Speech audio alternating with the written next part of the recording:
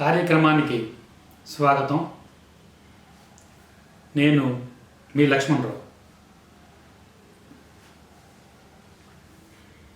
ఆంధ్రప్రదేశ్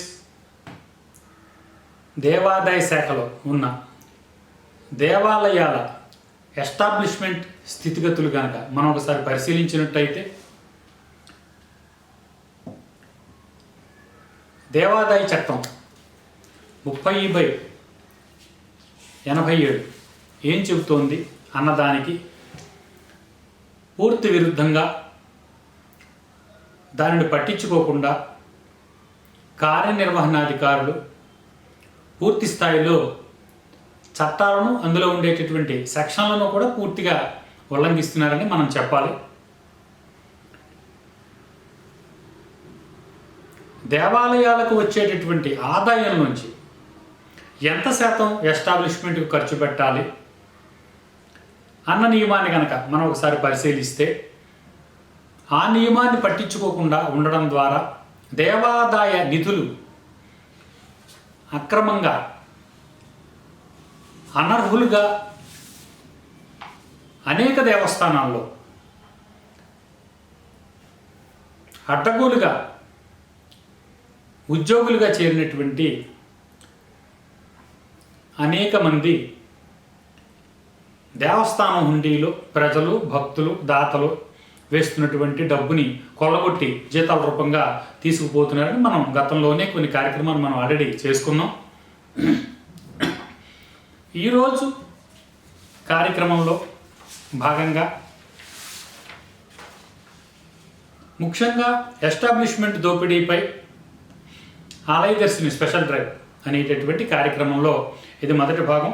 రాష్ట్ర వ్యాప్తంగా సుమారు అన్ని జిల్లాల్లో కలిపి అనంతపురం మొదలు ఇటు శ్రీకాకుళం వరకు కనుక మనం చూసినట్లయితే కనుక కొన్ని వందల సంఖ్యలో దేవాలయాలు ఉన్నాయి. 6A, 6B, 6C కేటగిరీలుగా విభజించుకున్నటువంటివి.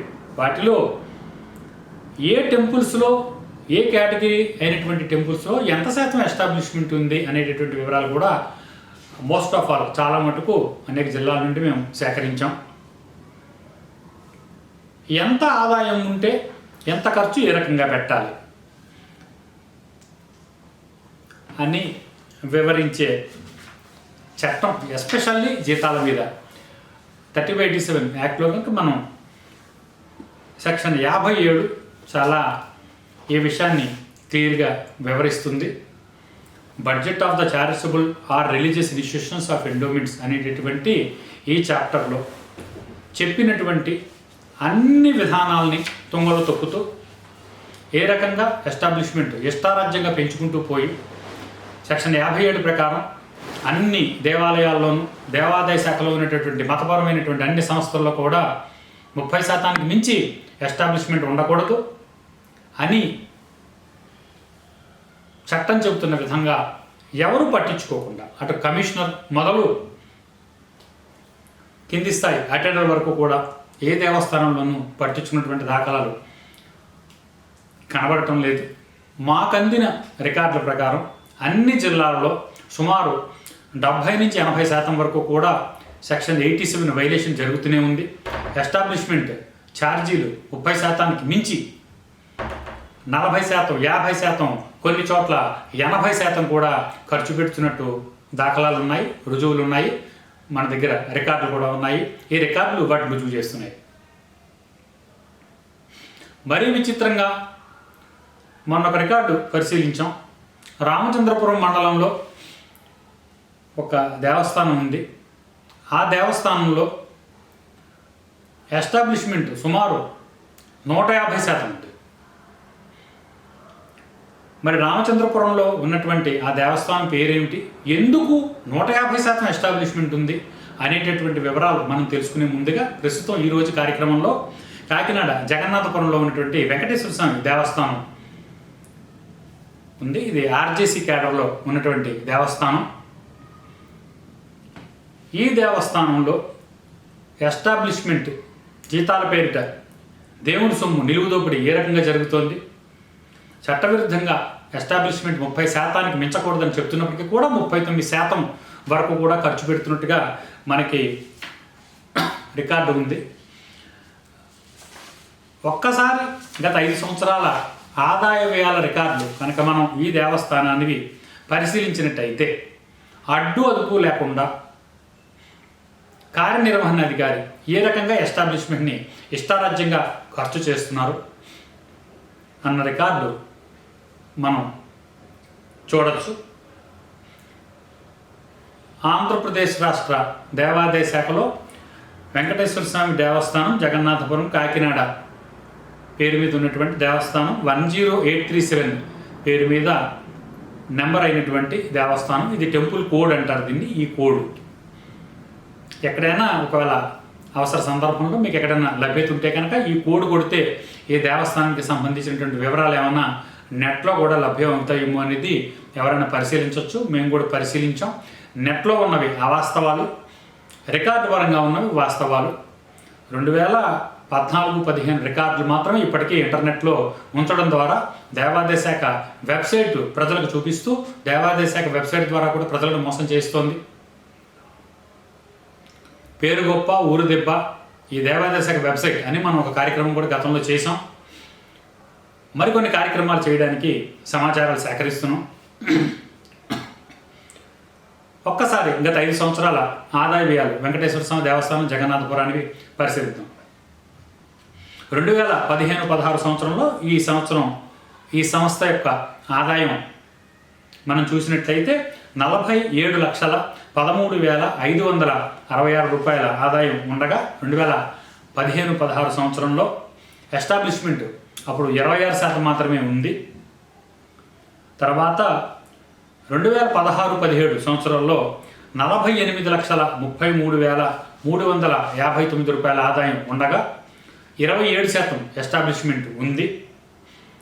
2017-18 సంవత్సరానికి వచ్చే నాటికి 52,10,101 రూపాయల ఆదాయం ఉన్నప్పుడు 23% ఎస్టాబ్లిష్మెంట్ మాత్రమే ఉండగా క్రమేపీ ఎస్టాబ్లిష్మెంట్ పెంచుకుంటూ పోయారు. ఇక్కడ అనధికారికంగా ఉద్యోగులు డిప్యూటేషన్ మీద ఆల్రెడీ చేరడం జరిగింది. బాగా ఆదాయం ఉన్న దేవస్థానాన్ని పసిగట్టడం, అక్కడికి ఆదాయం లేనటువంటి దేవస్థానాల్లో గుమాస్తాలుగా ప్రవేశించిన 6C 6Bలో ఉన్నటువంటి వాళ్ళు డిప్యూటేషన్ మీద లేకపోతే ప్రమోషన్ల పేరిట మరొక రకంగాను డబ్బున్న దేవస్థానంలోకి వెళ్ళి ఈ దేవస్థానాలలో భక్తులు హుండీలలో వేస్తున్నటువంటి ఆదాయాన్ని విచ్చలవిడిగా కొల్లగొడుతున్నారు, దానికి ఈవోలు సహకరిస్తున్నారు అని చెప్పడానికి ఉదాహరణగా 2018-19 సంవత్సరం ఈ దేవస్థానం ఆదాయం కనుక మనం చూసినట్లయితే 61,93,899 రూపాయలు ఉన్నట్టుగా రికార్డు చెబుతోంది. 34% ఎస్టాబ్లిష్మెంట్ ఉంది. అంటే ఖర్చు పెట్టవలసిన దానికన్నా కూడా 4% ఇక్కడ ఎక్కువ ఖర్చు అయింది 2018-19 సంవత్సరంలో. ఇదే విధానాన్ని కొనసాగిస్తూ 19-20 సంవత్సరాల్లో ఆదాయం 59,03,026 రూపాయలు కాగా ఇక్కడ ఎస్టాబ్లిష్మెంట్ 38%కి చేరుకుంది. అంటే సుమారు 8% ఎస్టాబ్లిష్మెంట్ అదనంగా ఉంది. ఇది పూర్తిగా చట్టవిరుద్ధమైనటువంటి ప్రక్రియ. ఇక్కడ గత 5 సంవత్సరాలుగా సత్యవతి అనేటటువంటి ఒక సూపరింటెండెంట్ హోదాలో ఉంటూ గ్రేడ్ 1 ఎగ్జిక్యూటివ్ ఆఫీసర్గా వచ్చిన ఒక మహిళా కార్యనిర్వహణాధికారి ఇక్కడ విధులు నిర్వహిస్తున్నారు. వీరు గతంలో కాకినాడ డిప్యూటీ కమిషనర్ కార్యాలయంలో కూడా సూపరింటెండెంట్గా పనిచేశారు. తర్వాత ఎంఎస్ఎన్ చారిటీస్లో కూడా కొంతకాలం పాటు సూపరింటెండెంట్గా పనిచేశారు. వీరికి విధి విధానాలు తెలుసు, సూపరింటెండెంట్గా పనిచేశారు కాబట్టి అందువల్ల ఈ ఎస్టాబ్లిష్మెంట్ ఎట్టి పరిస్థితుల్లోనూ 30% దాటకూడదు అన్న నిబంధన ఉన్నదని వారికి తెలుసు. తెలిసి కూడా గత సంవత్సరం 34%, ఈ సంవత్సరం సుమారుగా 38% ఎస్టాబ్లిష్మెంట్ ఖర్చులు బహిరంగంగానే చూపిస్తూ వెచ్చలవిడిగా ఖర్చు పెట్టడం అనేది ఆక్షేపణీయమైన విషయం కాగా ఇది ఇటు ఆర్జేసీ పరిధిలో ఉన్నటువంటి దేవస్థానం కాబట్టి ఇటు ఆర్జేసీ కానీ సంబంధిత రాజమండ్రి ఆర్జేసీ కార్యాలయం కానీ వ్యక్తిగతంగా ఆర్జేసీ బ్రహ్మరాంబ గారు కానీ లేకపోతే దేవాదాయ కమిషనర్ కార్యాలయం కానీ ఎందువల్ల ఎస్టాబ్లిష్మెంట్ ఛార్జీలు పెరుగుతున్నాయి, ఎస్టాబ్లిష్మెంట్ ఛార్జీలు పెరగడం చట్టవిరుద్ధం, పెంచడానికి వీలు లేదు అన్న నిబంధన ఆల్రెడీ చట్టంలో ఉంది. చట్టవిరుద్ధమైన ప్రక్రియ మీరు చేస్తున్నారు కాబట్టి దీనిని మేము ఆమోదించాం అని ఖచ్చితంగా చెప్పకుండా వీరు చేస్తున్నటువంటి ఎస్టాబ్లిష్మెంట్ పేరిట చేస్తున్నటువంటి అక్రమంగా నిధుల వినియోగం అనేటటువంటి విధానాన్ని కొనసాగించడాన్ని అరికట్టలేకపోవడం అనేది కూడా పూర్తిగా వారి బాధ్యత రాహిత్యం. ఎంత బడ్జెట్ అడిగితే అంత బడ్జెట్ ఇచ్చేయడం, వారు ఇచ్చినటువంటి సొమ్ములు అధికారులు లేకపోతే ఉద్యోగులు వారి ఖాతాలో వేసుకోవడం అనేటటువంటిది రెగ్యులర్గా జరిగిపోతున్నటువంటి ఒక తంతుగా ఈ బడ్జెట్ కార్యక్రమాన్ని మనం చూడొచ్చు. వార్షికంగా మనం చూస్తే కనుక ఈ తూర్పుగోదావరి జిల్లా కాకినాడ డివిజన్లోనూ మాత్రమే కాకుండా రాష్ట్ర వ్యాప్తంగా మీరు ఎక్కడ చూసినప్పటికీ కూడా ప్రతి సంవత్సరం ప్రతి బడ్జెట్కి ఇంత పర్సంటేజ్ అని చెప్పి కార్యాలయాలకు ఇవ్వవలసినటువంటి అగత్యం ఉన్నట్టుగానే ఖచ్చితమైన సమాచారం మా దగ్గర ఉంది. ఆ విధంగా పర్సంటేజ్ కనుక వాళ్ళకి మొట్ట చెప్పకపోతే ఈ బడ్జెట్ విడుదల కాదు. కాకినాడ ఆర్జేసీ పరిధిలో ఉన్నటువంటి ఎన్ని దేవస్థానాల్లో 6 అసలు ఎన్ని ఉన్నాయి, ఎన్ని దేవస్థానాల్లో బడ్జెట్ అదనంగా ఖర్చు జరుగుతోంది, 30% మించి ఎస్టాబ్లిష్మెంట్ చేయకూడదు అని చెప్తున్నటువంటి నిబంధనని అనుసరించకుండా పాటించకుండా ముందుకు వెళుతూ ఇష్టారాజ్యంగా ఏ రకంగా ఖర్చులు పెడుతున్నారు, ఆ ఖర్చును అధికారులు ఏ రకంగా ఆమోదిస్తున్నారు. పూర్తి చట్టవిరుద్ధమైనటువంటి ప్రక్రియ. మరి వాళ్ళకి తెలియదా? ఆర్జేసీకి తెలియదా? బడ్జెట్ ఇచ్చేటటువంటి సంతకాలు పెట్టేటప్పుడు సూపరింటెండెంట్కి తెలియదా? దిగువ స్థాయి సిబ్బందికి తెలియదా? తీసుకునేటటువంటి ఈవోకి తెలియదా అని మనం ప్రశ్నిస్తే కనుక ఈ విషయం అందరికీ తెలుసున్నదే. కావాలని ఈ అవినీతిని ప్రోత్సహిస్తున్నారు. అయిన వాళ్ళకి ఉద్యోగాల పేరిట అక్రమంగా దొడ్డిదారిని ప్రవేశించినటువంటి వారిని డిప్యుటేషన్ల మీద ప్రమోట్ చేస్తుండడం, లేకపోతే పీఆర్సీలు అధికంగా ఇవ్వనక్కర్లేని వాళ్ళకి, ఇవ్వవలసిన అవసరం లేని వాళ్ళకి కూడా పీఆర్సీలు ఎక్కువగా ఇవ్వడం ద్వారా కూడా ఈ ఎస్టాబ్లిష్మెంట్ పెరుగుతున్నట్టుగా సమాచారాలు ఉన్నాయి. అంతేకాకుండా జీతాలు కూడా ఇష్టారాజ్యంగా పెంచడం, అనవసరమైనటువంటి ఉద్యోగుల్ని, అక్కర్లేని ఉద్యోగుల్ని, వారి బంధువుల్ని, వారి స్నేహితుల్ని, కావలసిన వాళ్ళని లక్షలాది రూపాయలు లంచాలు తీసుకుని దేవస్థానంలో ఉద్యోగులుగా ప్రమోట్ చేయడం అనేటటువంటి విధానం కూడా ఈ ఎస్టాబ్లిష్మెంట్ ఛార్జీలు పెరగడానికి కారణం అవుతుందని మా పరిశీలనలో తేలింది. అందువల్ల ఒకసారి దేవాదాయ శాఖ చట్టం 30/87 సెక్షన్ 57 ఏం చెప్తుందనేది ఒక్కసారి చూద్దాం.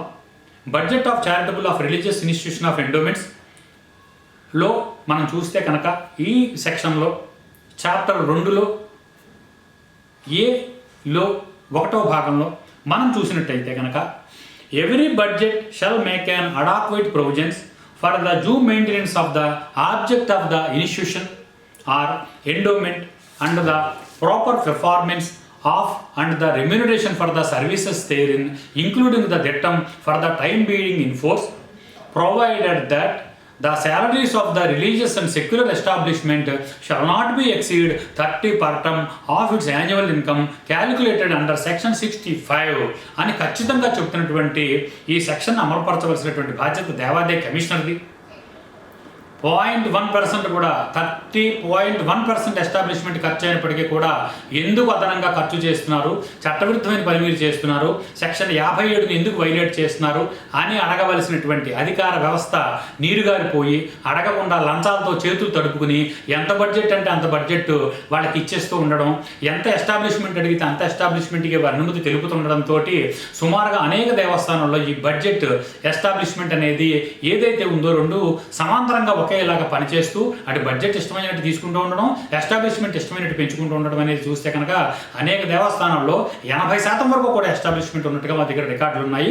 తదుపరి కార్యక్రమాల్లో కూడా మనం అవి కూడా చూడొచ్చు. అందువల్ల ఈ రకంగా చట్ట ప్రకారం కాకుండా రూల్ వైలేషన్ చేస్తున్నటువంటి అందరి మీద కూడా చర్యలు తీసుకోవాల్సిన అవసరం అధికారులకు ఉండగా అధికారులు దీన్ని పట్టించుకోకపోవడం లేదు కూడా ఇందాక మాట్లాడుకున్నాం. పూర్తిగా బాధ్యతారాహిత్యం. మనం ఒక్కసారి కనుక చూస్తే తూర్పుగోదావరి జిల్లా కాకినాడ డివిజన్లో కనుక మనం చూసినట్లయితే 6A దేవస్థానాలు సుమారు 16 ఉన్నాయి. ఈ 16 దేవస్థానాల్లో ఆర్జేసీ కేడర్ దేవస్థానం అన్నవరం ఒకటి ఉంది, తలుపులమ్మ అమ్మవారి దేవస్థానం, మరిడమ్మ అమ్మవారి దేవస్థానం ఈ రెండు ఏసీ కేడర్ ఇన్స్టిట్యూషన్లో ఉండగా నూకాలమ్మ అమ్మవారి temple, RVPS choultry Peddapuram, MSN charity Kakinada, Kakinada Annadana Samajam Kakinada, Bala Tripura సుందర దేవస్థానం కాకినాడ, పైడా చలమై సత్రం కాకినాడ, పిఎల్వి చౌల్ట్రీ కాట్రావులపల్లె, బంగారు చినశోభనాద్రి సత్రం కాకినాడ, కుకుటేశ్వర స్వామి దేవస్థానం పిఠాపురం, సంస్థానం చౌల్ట్రీ పిఠాపురం, కుమార భీమేశ్వర స్వామి టెంపుల్ సామర్లకోట, భావనారాయణ స్వామి టెంపుల్ సర్పవరం అనేటటువంటి ఈ మిగిలిన ఈ 12 దేవస్థానాలు కూడా ఆర్జేసీ క్యాడర్ అంటే ఆర్జేసీ పరిధిలోకి వస్తూ ఆర్జేసీ పరిపాలనలో ఉంటాయి. రాజమహేంద్రవరంలో ఉన్నటువంటి భాస్కర్ నగర్లో ఉంది సిటీఆర్ఐ జంక్షన్ దగ్గర ప్రాంతీయ సంయుక్త కమిషనర్ కార్యాలయం. ప్రస్తుత ప్రాంతీయ సంయుక్త కమిషనర్గా భ్రమరాంబ అనే మహిళ పనిచేస్తున్నారు. మరి వారి రికార్డులన్నీ పరిశీలిస్తున్నారా లేదా అనేది గత చాలా కాలంగా వారు పనిచేస్తున్నారు. ఈ రికార్డులన్నీ సరిగా వారు పరిశీలిస్తున్నారా లేదనేది కూడా అనుమానించదగ్గ విషయంగా కనిపిస్తోంది. రికార్డులు పరిశీలిస్తే కనుక ఎస్టాబ్లిష్మెంట్ 30% ఎందుకు మించుతుందన్న ప్రశ్న వాళ్ళు ఈవోల ముందు ఎందుకు ఉంచడం లేదు? ఎస్టాబ్లిష్మెంట్ 30% మించితే మేము బడ్జెట్ ఇవ్వము అని వాళ్ళు ఎందుకు అనటం లేదు అనేటటువంటి విషయం కూడా పరిశీలించదగిన అంశం కాగా, ముఖ్యమైన ప్రశ్న ఒకటి ఇక్కడ ఉత్పన్నం అవుతుంది. మరి దేవాదాయ చట్టం చెబుతోంది ఎస్టాబ్లిష్మెంట్ 30% మించడానికి వీల్లేదు అని సెక్షన్ 57 చెప్తుంది. మనం ఇప్పుడు చదువుకున్నాం. మరి 30% మించితే ఏమిటనేది అక్కడ చట్టంలో లేదు. ఎవరికి విశేష అధికారాలు లేవు. 30% ఒకవేళ ఎస్టాబ్లిష్మెంట్ మించితే కనుక అటు కమిషనర్ ఒకవేళ పర్మిషన్ ఇచ్చినప్పటికీ కూడా ఈ బడ్జెట్ తీసుకోవడానికి కానివ్వండి, లేకపోతే ఎస్టాబ్లిష్మెంట్ ఛార్జీలు అధికం చేసుకోవడానికి అయినప్పటికీ కూడా 30% మించాలి అంటే ప్రభుత్వ అనుమతితో మాత్రమే కమిషనర్ ఈ వీటికి అనుమతి ఇవ్వాల్సి ఉండగా, ఇష్టారాజ్యంగా డిప్యుటేషన్ల మీద 6Cలోంచి 6Bలకి 6Bలోంచి 6A సంస్థల్లోకి అనధికారికంగా దొడ్డిదారులు ప్రవేశిస్తున్నటువంటి అనర్హత గల దొంగ పత్రాలు సృష్టించుకుని దొంగ నియామకాలు చేసుకున్నటువంటి అనేక మంది అక్రమంగా దేవాదాయ శాఖలో ప్రవేశించి అనర్హత గల వ్యక్తులు అర్హులుగా గుర్తింపబడుతూ ఈ రకంగా ఉన్నత స్థాయి దేవస్థానాలకు ప్రవేశించి జీతాల పేరిట ఎస్టాబ్లిష్మెంట్ పేరిట సంపదను కొల్లగొడుతున్నారని నిరాఘాటంగా ఈ కొల్లగొట్టడం అనేది జరుగుతుందని చెప్పడానికి కాకినాడ వెంకటేశ్వర స్వామి దేవస్థానం జగన్నాథపురాన్ని మనం ఒక ఉదాహరణగా ఈరోజు చెప్పొచ్చు. ఈ రికార్డు ఆల్రెడీ అధికారికంగానే మనకు అందింది కాబట్టి, అధికారుల దగ్గర ఈ రికార్డు ఉంది కాబట్టి ఈ కార్యక్రమం రూపంగానే వాళ్ళ విషయాలు పరిశీలిస్తారని ఆలోచిద్దాం. అంతేకాకుండా కాకినాడ పరిధిలో ఉన్నటువంటి ఈ మిగిలిన 15 సంస్థల్లో 16 సంస్థలు ఆల్రెడీ కాకినాడ డివిజన్లో మనం ఇప్పుడు పేర్లు చెప్పుకున్నాం, ఒక సంస్థ గురించి మాట్లాడుకున్నాం. మరి మిగిలిన 15 సంస్థల్లో ఎంత శాతం ఎస్టాబ్లిష్మెంట్ ఉంది, ఈ ఎస్టాబ్లిష్మెంట్ ఏ సంస్థల్లో ఎంతంత శాతం ఉంది గత 5 సంవత్సరాలుగా అనేటటువంటి రికార్డు కూడా మనకు చేరింది. ఈ రికార్డును బట్టి రాష్ట్ర వ్యాప్తంగా దేవస్థానాలలో ఖచ్చితంగా 30% మాత్రమే ఎస్టాబ్లిష్మెంట్ అమలు అయ్యేలాంటి చర్యలు చేపట్టేలాగా తగు చర్యలు తీసుకోవాలని కార్యక్రమం రూపంగా అధికారులను కోరుతున్నాం. అధికారులు పట్టించుకోకపోయినా, ఈ విధానాన్ని అమలు చేయకపోయినా 30/87 యాక్ట్ని అనుసరించి ఉన్నటువంటి సెక్షన్ 57ని తొక్కుపెట్టాలని ప్రయత్నం చేసినప్పటికీ కూడా ఉన్నత న్యాయస్థానాన్ని ఆశ్రయించడం ద్వారా ఖచ్చితంగా ఈ ఎస్టాబ్లిష్మెంట్ 30% మించకుండా ఖచ్చితంగా 30% లోపే ఉంటూ నిధులు దుర్వినియోగం కాకుండా ఉండేలా, ఆ నిధులు దేవస్థానం అభివృద్ధికి తోడ్పడేలా ఇలాంటి ప్రయత్నాలు కూడా మేము చేయదలుచుకున్నాం. అందువల్ల ఈ కార్యక్రమం రూపంగా అధికారులందరికీ విషయం తెలియజేస్తున్నాం. 30% ఎస్టాబ్లిష్మెంట్ మించుతున్న దేవాలయాల చిట్టా తీసి పరిశీలించండి.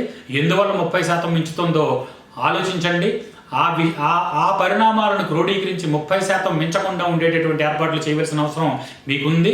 మీ అధికారం మీకు ఇచ్చినటువంటి అధికారం ఏదైతే ఉందో అది దేవస్థానాల సంపదను కాపాడడం కోసం మాత్రమే అన్నటువంటి విషయాన్ని అందరు ప్రాంతీయ సంయుక్త కమిషనర్లు, ఆంధ్రప్రదేశ్లో 2 ప్రాంతీయ కమిషనర్లు ఉన్నారు, అటు చిత్తూరు ఇటు రాజమండ్రి, 4 డిప్యూటీ కమిషనర్లు ఉన్నారు, కాకినాడ, గుంటూరు, కర్నూలు, విశాఖపట్నం 4 డిప్యూటీ కమిషనర్లు, 12 మంది అసిస్టెంట్ కమిషనర్లు, 2 జాయింట్ కమిషనర్ల బాధ్యత పూర్తిగా ఈ విషయం మీద ఆధారపడి ఉంది. నిలబడవలసిన అవసరం వాళ్ళకు ఉంది. అటు 6Aలు కానివ్వండి, ఇటు 6Bలు కానివ్వండి, ఇటు 6Cలు కానివ్వండి, ఏ సంస్థ అయినప్పటికీ కూడా 30% ఎస్టాబ్లిష్మెంట్ ఇక మించకుండా ఉండేలాంటి చర్యలు మేము 2021-22 ఆర్థిక సంవత్సరాల్లో తీసుకునేటటువంటి చర్యలు మేము ఖచ్చితంగా చేపడతాం అని అధికారులు ఒక నిర్దిష్టమైన ప్రణాళిక రచించుకుని ఈ విధానాన్ని అరికడితే ఇప్పటికైనా మంచిదని మేము వారికి ఒక సూచన చేస్తున్నాం. లేకపోతే వారిని ఆ రకమైన దిశగా మరలించేటటువంటి ఏర్పాట్లు చర్యలు కూడా చట్టబద్ధంగా మేము చేయడానికి నిర్ణయించుకున్నాం.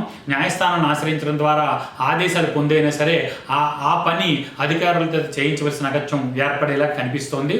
అందుకే చెప్తున్నాం, సుమారుగా 80% దేవస్థానాల్లో ఎస్టాబ్లిష్మెంట్ ఛార్జీలు అధికంగా ఉన్నట్టుగానే కనిపిస్తున్నాయి. 30% మించి 80% లోపు ఉన్నటువంటి అన్ని రికార్డుల్ని మనం తదనంతర కార్యక్రమాల్లో కూడా పరిశీలిస్తూ వెళ్దాం. ఈరోజు ఈరోజు ఈ కార్యక్రమం రూపంగా తెలియచేస్తున్నటువంటి కాకినాడ జగన్నాథపురం వెంకటేశ్వర స్వామి సొమ్ము నిలువుదోపిడీ కాకుండా అధికారులు ముఖ్యంగా కాపాడవలసిన బాధ్యత ఉంది. గత 2 సంవత్సరాలుగా గత సంవత్సరం 2018-19 సంవత్సరంలో 34%, 18-19 సంవత్సరంలో 38% ఎస్టాబ్లిష్మెంట్ ఈ దేవస్థానంలో ఉంది. కాబట్టి ఈ ఎస్టాబ్లిష్మెంట్ ఛార్జీలు ఎక్స్ట్రాగా ఖర్చు పెట్టినటువంటి కార్యనిర్వహణాధికారుల దగ్గర ఈ ఛార్జీలు తిరిగి వసూలు చేయడం అనేటటువంటి ప్రక్రియ చేపట్టి ఖజానాకు జమ వేయడం ద్వారా దేవుడి సొమ్ము నిలువుదోపిడీ కాకుండా కాపాడిన వారు అవుతారు. అంతేకాకుండా దోపిడీ అయినటువంటి సొమ్ము రికవరీ చేసిన వారు కూడా అవుతారని ఈ కార్యక్రమం రూపంగా తెలియజేస్తున్నాం. అందువల్ల కాకినాడ జగన్నాథపురం వెంకటేశ్వర స్వామి సొమ్ము 2020 సంవత్సరం నికర ఆదాయం సుమారుగా 60 లక్షలు కాగా జీతబత్యాలకు 24 లక్షల రూపాయలు చాలా ధైర్యంగా ఈవో ఖర్చు పెట్టేస్తున్నారంటే వారి ధైర్యం ఏంటనేది కూడా ఖచ్చితంగా పరిశీలించండి. ఈ దోపిడీని నిలిపే ప్రయత్నం చెయ్యండి. అధికారులు ఖచ్చితంగా తమ అధికారాన్ని రక్షించుకోవడమే కాకుండా దేవాలయాన్ని పర్యవేక్షించవలసిన అవసరం కూడా ఉందని ఈ కార్యక్రమం రూపంగా హెచ్చరిస్తున్నాం. మరొక కార్యక్రమంలో మళ్ళీ కలుద్దాం. దేవాదాయ శాఖ నిరంకుశాలపై ఆలయ దర్శిని అంకుశం అనేటటువంటి కార్యక్రమాలు నిరంతరం కొనసాగుతూనే ఉంటాయి. మరొక కార్యక్రమంలో మళ్ళీ కలుద్దాం.